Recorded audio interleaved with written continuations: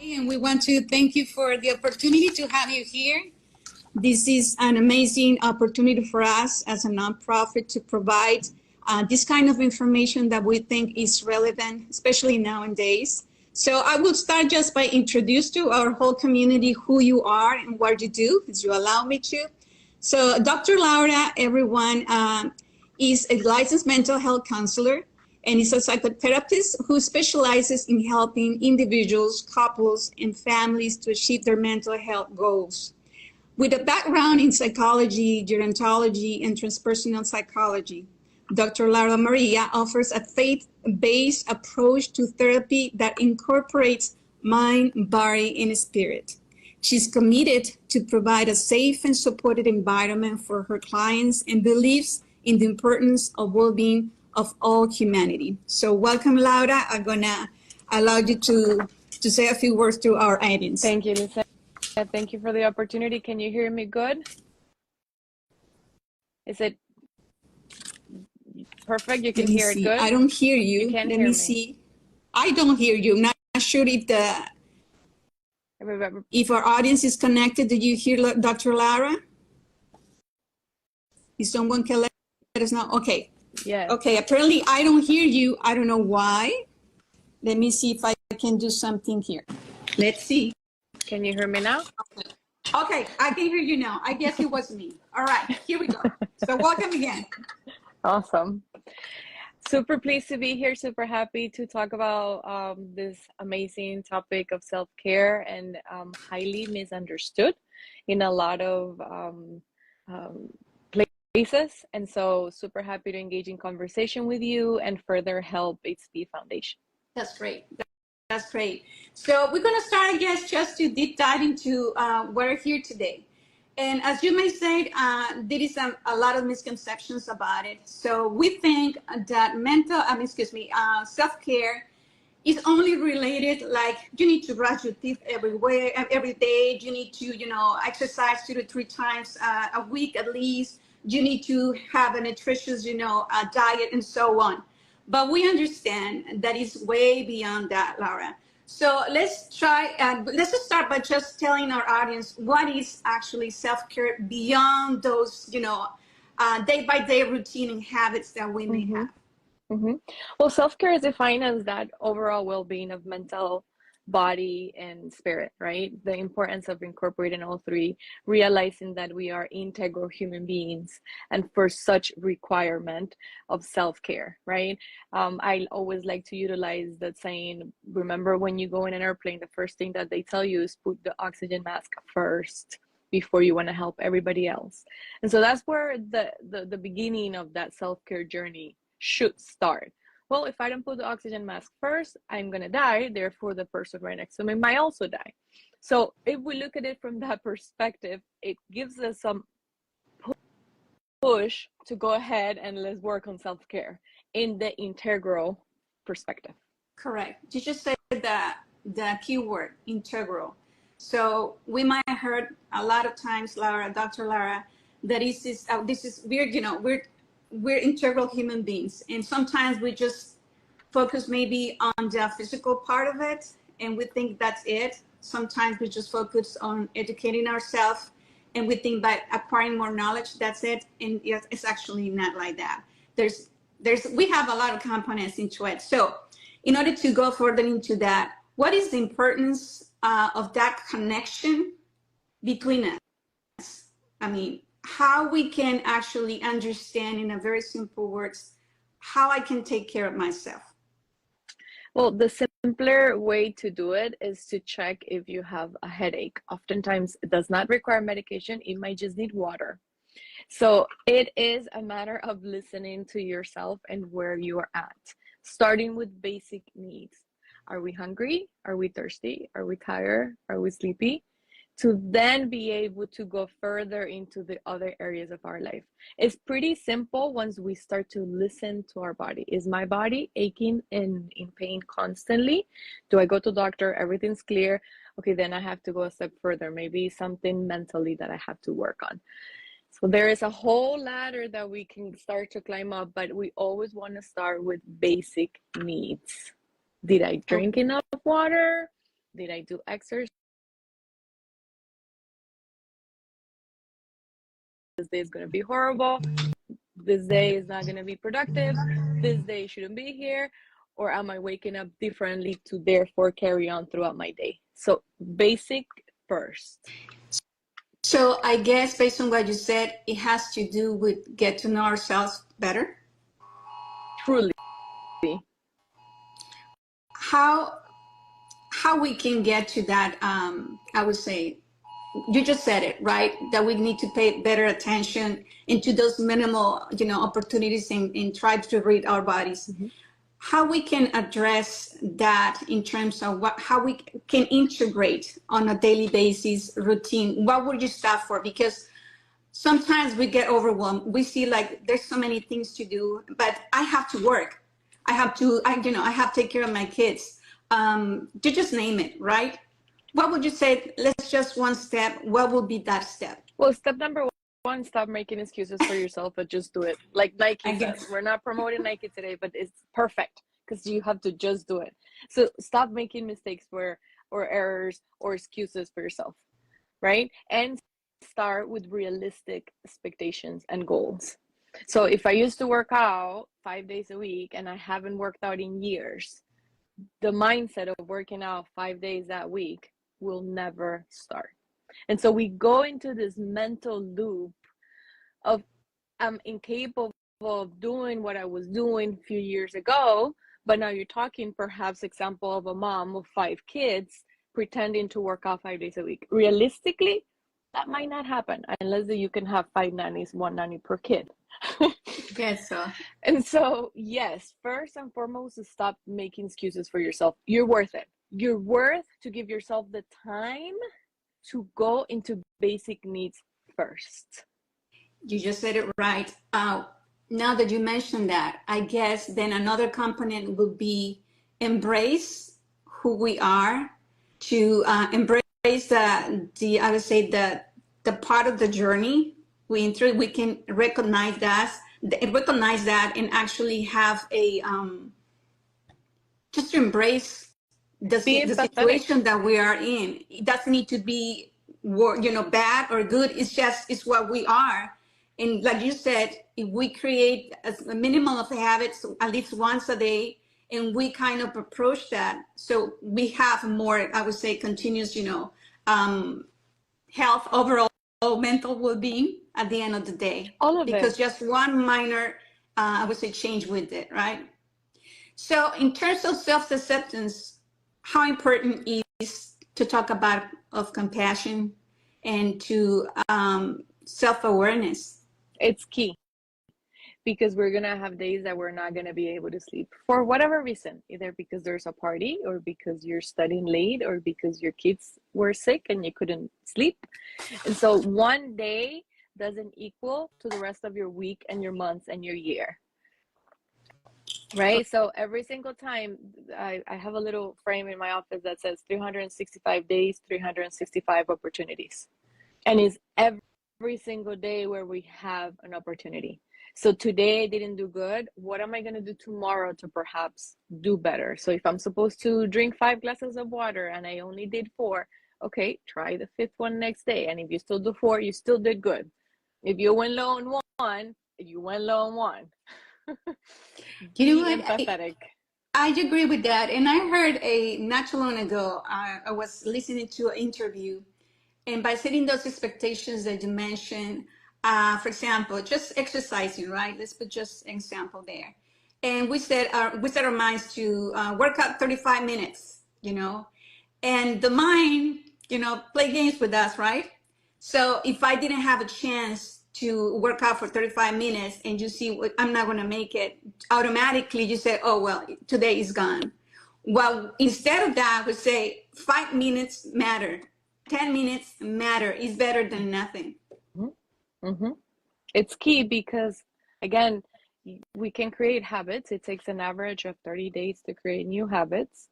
And at the same time, we got to remember we're also breaking habits, old habits, not so healthy habits. So everything is a loop. If we go to bed late, we might wake up late, and as a consequence, that's how your day is going to start. So it's important that we do take in consideration the day before and the day off, because it does tie up together to a day-to-day living. So in the compassion that you might have stayed late for whatever reason, next day you might not work out, but put it for the following day. Again, you have an opportunity every single day to try better, to try a little harder.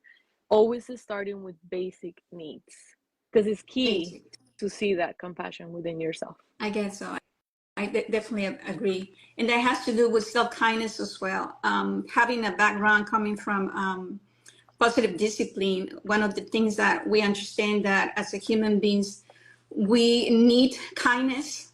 We need to be firm, but at the same time be kindness with everyone and between ourselves as well. And I guess we had such a hard time being kind to ourselves, don't you think? It's mental. It's mental. I always tell my patients, either you become your worst enemy or you become your best friend. And they both require work. They're both hard, difficult. How can I be my best cheerleader? Starting to stop telling yourself you can't do it. Start telling yourself you're capable instead of telling yourself you're incapable. Start looking at your reality and how can you properly plan. That's why step number one is take out excuses. The more excuses you put yourself, the more that is never going to start. So going back a little bit to that, as a human beings, we're integral. Obviously, we're talking about creating habits, but at the same time, how minds are important to self-regulate that. How we can help ourselves in order to do that. And I completely understand what you're saying, but for people, and I've been, I get to know people that it's almost impossible for them to quiet their minds, to keep it, I would say, to change that. What would be a easy approach to start auto-regulating ourselves, especially that self-talk that our minds doesn't stop, right? So how we can do that? Well, we're constantly having inner dialogues with ourselves. Should I do this? Should I not do this? Like that's a constant, right? So I put myself as an example. When I was graduating with my bachelor's degree, I remember we had this horrible thing to do with my friends. We used to stand outside of the library and just criticize every human being coming out of the library. But it again, horrible. Praise be to God, I don't do it anymore. Because we are judgmental human beings. That's in our DNA. There's no such a thing of, there's no judgment happening. There's judgment happening in our minds constantly for ourselves and for others. And so I put this as an example because I remember how bad it made me feel. It didn't make me feel good. Temporary, making fun of others, laughing of others, temporary. But truly, as I was listening to myself, was that something that I would like people to do to me? That's a good Would question. Would I want to be looking down on other people just for the sake of their fun? So I started doing that introspection within myself and realizing, hey, this is not good. Let me do a check. What can I do to get better at this? And so I remember slowly just not doing that with my friends and we'll continue a friendship, but I wouldn't engage. They will go out and do their ritual because we used to study, and I would just go to my dorm or have lunch or go study or do other things. And so starting to listen to my voice and what I was saying and what I don't want others to do or say to me is a good start. Yes, I agree with that. Sometimes it requires to make drastic decisions, I guess. And again, it became a habit. It was every afternoon. I remember the time, I remember the place. But at one point, it did something inside of me echo, what are you doing? How is that benefiting you? So what are we feeding ourselves, right? What are we giving ourselves in terms of what are we watching? What are we hearing? What are those things that we're getting into our souls, into our heart, that scripture tells us that's what your voice is going to say. Okay, and what we do cultivate in our hearts is when we're going to start telling others. So if I don't love myself, if I don't accept myself, if I don't practice self-care, how is this going to happen with other people? Because it has to start with me. correct. And then Correct. it So creates a ripple effect. I guess it's self-responsibility. And I'm just going to put this out there and you give your opinion as well. Along my journey, learning about self-care, about, mental health, or well-being, I started in the wrong misconception that it's a given thing, whether my mom has to do it or my parents, or whether it's my husband, duty, whether it's institutions, whether it's, you just name it. We put everyone, everyone has a part into it, but me. I realized in a very hard way that is all the way around, that we do not control our environment around us, but it's between me. So the little change that I can make is what makes a difference, and I impact those around me. What you can say to us about that? It's funny, this week I'm creating I'm adding onto my Amazon cart. We have a big event coming up, and so I'm adding the things that I need to buy to the event. And I come across this circle that says half of it what I can control and the other half of what I cannot control. So it was funny how I was reading the weather I can't control. So there was things that were talking, and so my ability to react, my ability to respond, and yes, we do have a capacity of certain things that we can control within ourselves, and there's many things in our external world that we have zero control over. So it's how we adapt to those changes that's important. Because again, the brain plays a big role. Am I in a victim mentality or am I in a thriver mentality? That makes a big difference. It does. It does. It does. I guess we need to think on, like you said, that question to us, like, what am I doing this for? I mean, I would say the best advocate, like we said at the beginning, is me. Nobody would do what I can do for my own, right? And yes, like you mentioned, it takes time, but it's a hard, I would say, process at the beginning, but it's about conquering, those limitations actually. And sometimes those habits, and try to change this for good, knowing that the outcome will be much better. How all those changes, how that, I would say, we can create that well-being that every human being is looking for. I haven't encountered one single, human being that is not searching for that, what make you feel okay, that make you feel at rest, like make you feel fulfilled. I think it's key to embrace the human being that you are, because you only have one skin and you cannot exchange it. So you can make the best out of it. It's a very simple mentality. You can make the best out of it, or you can make the worst out of it. You can be that best friend, or you could be that worst enemy. And so understanding and knowing myself has been freedom at the end of the day, because I'm created with certain gifts and qualities and traits that there's things that you are not able to do the way I do, Lisette. And vice versa. There's things that you do that I will not be able to do the way you do it, because it requires your fingerprint. It requires your stamp. It requires that essence that you bring uniquely to the world. So understanding our uniqueness in the world gives a thrive, gives a push. Oh my God, if I'm so unique in this world, how can I make it better for myself? It has to start with you. Yes. It's personal responsibility. How to set up boundaries when enough is enough. How we can get there, because obviously it has to be some kind of, limits, between everything. What would it be? I would say what it tells us, okay, this is as far as I can get. What would obviously train ourselves and train that self-talk, it takes a while. And sometimes there's a question that I heard with some people, when I know when it's enough, when I know that it needs to be, I need to stop, or because as you mentioned before, it is a habit, but we have feed the bad habit so much that we don't kind of discern what the limit is, and became normal. Was something that afterward, after working on changing that, we realized, like you said, it took a while, right?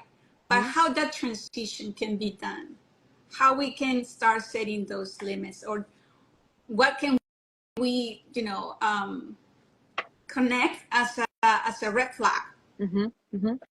Well, there's a lot of red flags in our own boundaries, right? And where we are on an emotional level, when we are emotionally invested in things that are causing us resentment already, that's your red flag.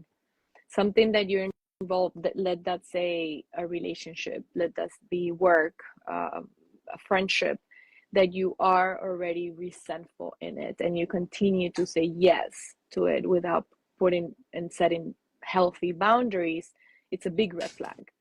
That's on an emotional level, right?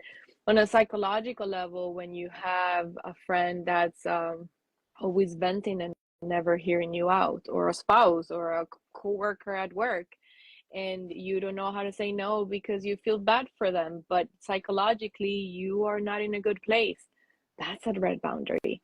I can no longer hear this person out because every person deserves to be heard. But if you're not in a mindset to hear someone, you should say no. You're doing more for them in that moment than having to say yes for your own sake of resentment, because it builds up. I call it the emotional cancer.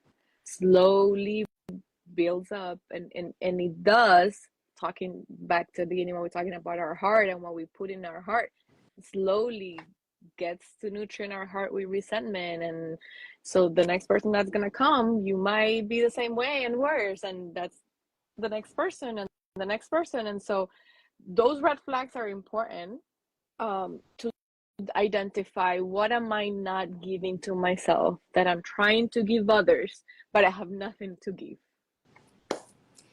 You just touched, I would say, a very important key. For those that are there that are caregivers, we have a high rate of burnout, and we still are in that mode, like I have to do it, whether it's my job and I have such a responsibility to support my team, my boss, whether it's kids at home, the husband, whether it's professionals. And like you said, we just are running on empty tank, out of fuel completely. And it's such, a common thing nowadays, because we have such a, fast pace that we don't know when to stop or how to stop. What you can say to those out there that are having a very hard time and trying to kind of recollect themselves, and to, like you said, to embrace them, to say, okay, I need to stop. I have to take care of me first. And the best, I would say, easy way for me to tell is that when we go on the plane, what the flight attendants tell us. For such a long time, I didn't get that. The more that I learned, the more that I educate myself, it all makes sense. How am I gonna, put the oxygen to my kid, to my, if they need me, I need to put myself first, so I can, fill my tank, and then to provide to others. Well, this is gonna sound funny. Take your hour lunch break, please. That's me. Take your hour lunch break without working. Take your hour lunch break. Okay, Laura, I can't take an hour. I have 30 minutes. Take your 30 minutes lunch break. That is already a start. Mom, you have 6 kids. You have a lot of kids. Take a break to eat. It's basic needs. Take 10 minutes to go drink a glass of water and come back and continue. We are not machines. I work a lot, but I make sure that I have my boundaries. Because I That is, know that if I don't nutrient myself in all the levels, spiritually, physically, emotionally, psychologically, if I don't do that, I won't be able to be a helping hand. Because I don't heal people. I help, I guide people go in a path. But if I'm not even doing it myself, that's being a hypocrite and a double-sided. And so I have to make sure that I put myself first. Did I drink enough water? So I have my big look at that. tumbler that I always daily, good 2 or 3 of those, I'm constantly drinking. Hydration is key. So yes, it's funny that I'm telling you, go eat your lunch. This is a moment of, okay, I already knew that. You should have given me a better tip. But numerous people of all careers and ages and skip their lunch Yeah. for Yeah. whatever reason. Well, lunch is important, but it's not that bad to take one day once in a while from work as well, don't Well, you think? it's key. It's not just maybe, it's key. I'm gonna go on vacation Wednesday night, I come back Sunday, and this is just resets. I am a better person for my patients. I am a better person for my husband. Because I'm nurturing myself where I need. So we need days off, but there's even times that we take times off and we're on the couch and we feel horrible. Oh my God, I shouldn't be taking a day off. What are you telling yourself? Again, go back to that introspection. You're deserving to take a day off, and you're gonna take a day off. That's correct. And that happened to all of us. So I'm laughing because I've been there many times. Right? And so there's this capacity of, okay, hold on, maybe not a full day because it's too much. I can't. I have to pay bills. I have to cover my mom in another country. A million stories, but I can take a half day off. Work with that. Yes. Like start first. Correct. Simple. Work with a place that works for you, but that you actually do it. Yeah, that's a good thing. And I'm sure we hope and pray, and we are working on it, especially on ESB, something that we try to promote, that in order for the companies, professionals to understand, like you said, we're not machines. We are just human beings that have needs, and they have, responsibilities, not precisely professional. And it's important for them to understand that we need a change as well, but it's another topic. But anyway. Well, Lisette, let me tell you something. There's studies already showing that employers are more productive when there is a healthy boundary on the clock, including the lunch, including self-care, including stuff for them as employers. There's tons of studies actually proving this theory that it is true. They're happier. They're giving more productivity to the business. I completely believe it, and I hope we can get there, not only for the employers, but for us to take it, to believe that we deserve that as well. Because sometimes, like you said, even the lunch, we're not taking the lunch because I have so much things to do. What I said to myself is, don't worry about it. It will be here waiting for you when you come back. And it's true. So reality is nobody will do it for me anyways. So it will be there. But definitely to have that time to disconnect, to just move, out of the desk, that helps a lot, and to be away from the phone and social media and so on. So no electronics whatsoever, because we finish eating with an electronic, and what's happening is that your body hasn't received the signal yet. So it takes time between your gut and your brain to realize. Se congeló. Okay, are we back on? Can everybody hear us good? Are we unfrozen now? Maybe. I see you very well. Me too. So it takes X amount of minutes for the signal to get to your brain to say I'm eating, time to get full, time, because the brain has to start giving the signal to the gut that it's time to start working. All right, you juices, you need to start breaking down the food so we can use the proper, this is what's happening within our bodies, right? And so if we eat in front of something and there's another distraction happening, the brain is trying to, okay, hold on, like I'm watching, hearing something here, but I'm also eating. So we're also almost like slowing down our brain unconsciously, and some of us consciously, where we're not allowing the proper nature, human nature, to process into your own digestive track to be able to do proper digestion of your food and your nutrients. So there is scientific research telling us why we need to sit with the food and enjoy the food. That's a key. You just said it. And I guess that's important because food is such an important, it's part of the fuel, right? In the same way we feed our minds, we feed our bodies, and it is such a difference, like you said, where we're not actually taking the time to eat, and to be present, And when you are such in a rush and under stress and so on, it's difficult. I get it, but we need to make the effort. And that, once again, is something that we need to be in charge. Nobody will. There's no mommy over there telling us, every single minute what we should do. I guess it's on our best interest to kind of set up those boundaries to ourselves as well. Mainly. Mainly, correct. We don't set boundaries to ourselves. We don't set boundaries to others. It starts with us. I agree. So let's talk about the power of self-knowledge. We talked about that at the beginning, but in terms of knowledge as well, to acquire the education that we need in order to understand this. This is one of the events that I'm really proud to present to our audience because is a key, is very important. Like I mentioned to you at the beginning, we have such a high rate of people that are, stressed out, experiencing burnout, and mental health is on the skies, right? So we all know that. So sometimes it requires, as part of our responsibility, self-responsibility, to educate ourselves. This is one way to do it. What other ways would you say we can, approach in order to kind of get the information that we need, especially on those topics?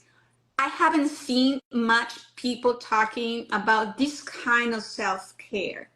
It's more like on the physical or tangible side, but not such on the intangible, right? What it has to do with the mind, what it has to do with the things that belongs to the heart. We were talking to the heart, from the heart before. So what you can share with us about that? Well, it's important that we understand our values, right? There's a value system that everybody lives by, and what's valuable in your list might be different to my list. So if for me, I value, on a personal example, I value family time tremendously. So I carve out the time necessary to spend it with the family, one way or another. Myself, my essence, my inner spirit is always thriving for that. I wish I have more time for it, but I don't. So it's important that we understand our value system. What's the value system? What are the things that are important to you? What things matter to you that are on your list? And so once we clarify what our values are, then we can live our life. Because if you don't care about humor in your life, you're not gonna involve yourself in anything humor. I value humor tremendously. It's important. So it's super important. So it's important that we know that system, right? Within that system, we understand that we also have, as human beings, a strength and weaknesses. And so I am very good at reading books and educating myself, and I'm a student at heart, and forever I will never stop studying. But I know that I'm not good at singing. That's a gift that God didn't give me, and I wish he did, but he didn't. So I know that that's one of my weaknesses. Now, does that mean that one day if I go and train and I might have the capacity? I don't know. But I consider that one of my weaknesses. I don't know how to sing. So once I know myself truly within the capacity of my strengths and weaknesses, then I know what I need and I want. So my personality, right? My character in here is important to know. how my needs are met. So I might be a very super happy person if you bring me a good glass of water. That's it. I don't need anything else, right? My husband being Italian might need an espresso, and he will be much more happier if I bring him an espresso than a cup of water. I have to agree with that. So once we understand our needs, and yes, this is a process that does change, evolve, matures, absolutely. Many, many years ago, I used to be in love with Hello Kitty. I used to have my bed sheets Hello Kitty. I used to have my book bag Hello Kitty. Hello Kitty was all the way. I don't care for Hello Kitty anymore. So it's a process, as small as it is, that we continue to evolve and grow and mature. And it's an ongoing journey. Yes. Life is a journey. It's not a destination, what it's the cliche saying, right? And so we never stop the journey unless that we make it to stop, unless that we give up, unless that we don't invest in ourselves, unless that we don't put the time needed to know ourselves, to value ourselves, to set the boundaries that we need. And I would add to that, I guess, we can embrace that you just said is ongoing process. We have this life in order for us to learn, to educate ourselves, to get in connection with ourselves in order to find those values, right? So I guess it's important to understand that we don't need to do it tomorrow. That is not something that you guys said is going to be done. I could, my goal is to do it and achieve it in 5 years or 10 years. It's not such thing, because like you said, needs change, circumstances, life changes just happen. Life happens, and we don't know what we don't know. So that is also important. And one of the life lessons that I have learned is like, you just, need to learn to be resourceful. It's not that it's a given thing. Is when life happens, you just need to kind of, overcome that in the best way possible with what you have at the moment, and to embrace that. And that requires vulnerability. Let's talk about that. Well, vulnerability is the condition of me being my human self and you being your human self, and accepting and loving each other. If I'm not vulnerable to understand that that's a human needed condition for me to relate with others, I am inhibiting my own self with the gift of the life of another person. Yes. And we have a hard time by accepting that part of us, right? We not only, I would say we try to hide it sometimes. We try to, we feel, I would say, scared of it, because we have, like you said before, we know ourselves good. The intention is to get to know ourselves even better, but we have things that are on the works, and those things they still need to be taken care of. And sometimes we don't want to get there. Mm-hmm. That scares me. That like, mm-hmm. Oh no, I leave it for later. Mm-hmm. But we understand that it's not just the best decision, because that comes after us. Mm-hmm. So how we can, with kindness, approach that part of us. You're only going to be a winner once you do it, because again, by understanding that uniqueness of yourself, you are unique. There's not another person same as you, and that uniqueness allows you to get to know ourselves and to get to know others. It's a gift. We are a gift to the world. If we don't see ourselves as a gift to the world, how we're going to see others as a gift, with their wrongness, with their goodness, with all of it. It will be a gift to yourself to get to know that vulnerability is a key component in one's life.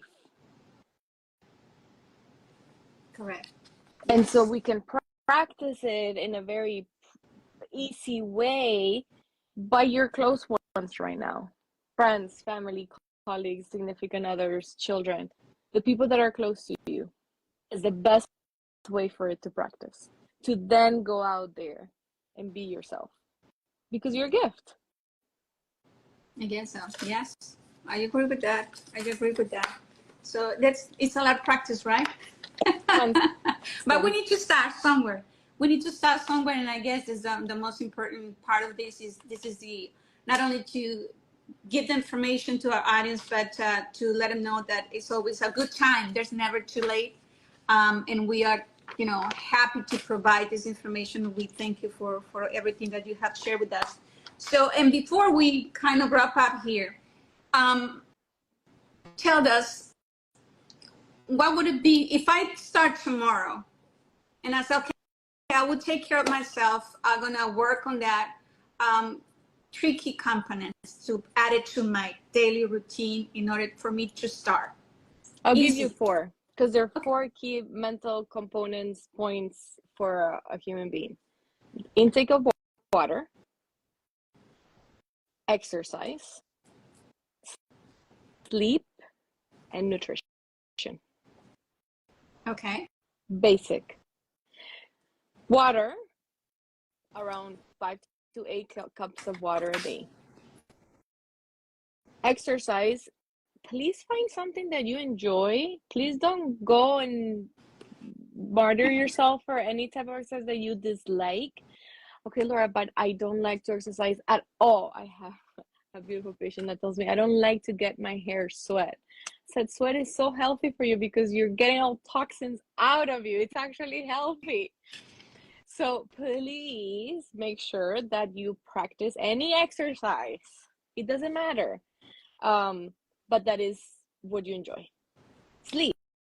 Have proper sleep hygiene. Some people are very good sleeping with 5 hours and waking up feeling super rested.